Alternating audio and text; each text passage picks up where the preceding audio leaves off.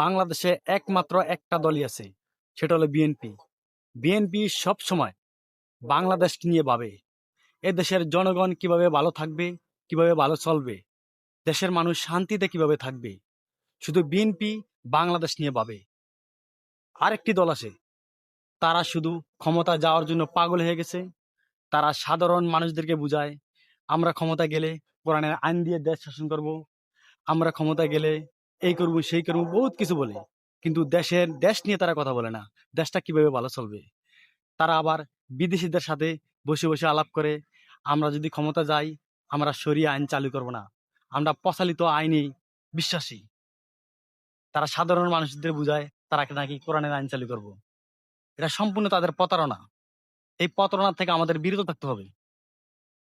আমরা যদি দেশের শান্তি এবং এই দেশের ভালো চাই, আমরা সকলে বিএনপিকে ভোট দিয়ে বিজয় করতে হবে। তাহলে দেশটা ভালো চলবে, সুন্দর চলবে। কখনো স্বাধীনতা বিরোধীদের হাতে দেশ গেলে দেশ ভালো চলবে না।